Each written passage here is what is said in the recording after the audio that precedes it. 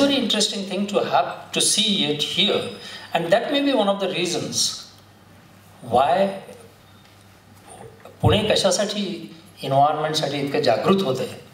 त्याचं कारण हे असावं, कारण पुण्याची पत्रकारिता ही आता नुसती नास्ती राहिलेली नाही आहे. त्याहीपेक्षा त्यातला जो अंडरकरंट आहे तो अंडरकरंट लोकांसमोर जाऊन त्यांनी त्याच्याबद्दल काहीतरी करावं या हेतूने पत्रकारिता चालली आहे. हे मला आता कळून चुकलं आणि मला वाटतं या सगळ्यांचे मी अभिनंदन करतो. We probably have read recently in the paper something called as a blue water. The blue water is what we require for our domestic use, for drinking water, etc. And then there is a green water that is retained in the soil and probably is required for the agriculture. And then there is a grey water which is required for the industries. And that's all, we stop it there. We give the color to the colorless water. But there is a one colorless water which is required for the ecosystems to be maintained, to be sustained. And that ecosystem includes the biodiversity, includes the animal, that includes flora, fauna. Nobody has a statistics that how much that is needed. We all know that 70% required for agriculture, maybe about 10% required for domestic use. And then there is a miscellaneous use. But nobody has a statistics. How much water is required for maintaining these ecosystems? Let me give you an example of recently read book called as Why Civilizations Collapse. There are various reasons given why the civilizations collapse. But there is a one undercurrent is common in all the civilizations who have collapsed, and that is the way the water is managed by these civilizations. And I think the same thing is happening on this earth, and particularly in India and particularly in Maharashtra. The Angkor civilization, the more and more reports are coming out in the media, is just that they had excellent canal systems which are used for a preferred crop, which was rice.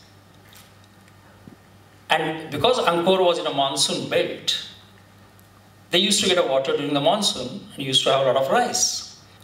What used to happen is, the rice which was cultivated was not enough if it is done only in monsoon. So they started cultivating in non-monsoon season. And they wanted a huge lot of water.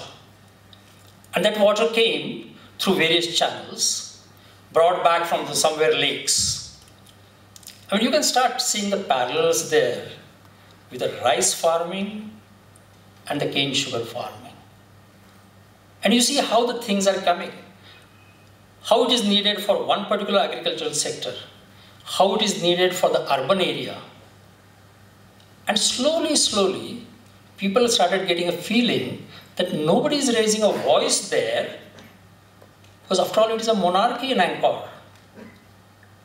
Nobody can speak against a king. Now, I don't want to say today that we have a monarchy, but you might like to think about it, what kind of society we have, because you cannot speak much.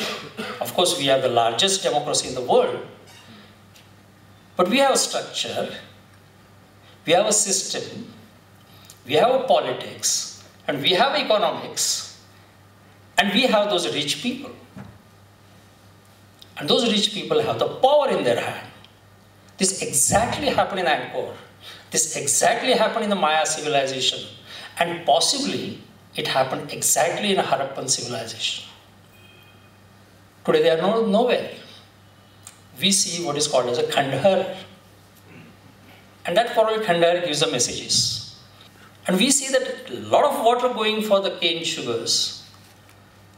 And we don't have water for other cereals. We don't have water for drinking. And we don't have water, of course, for ecosystems.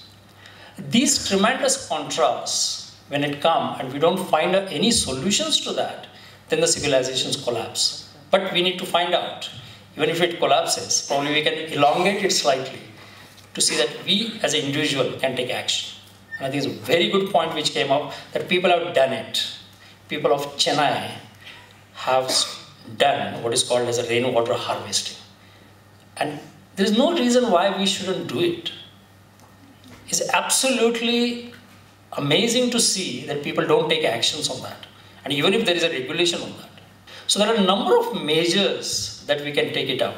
And I would like to say that the media which has come here probably can start some kind of a networking. I think we have to catch that momentum.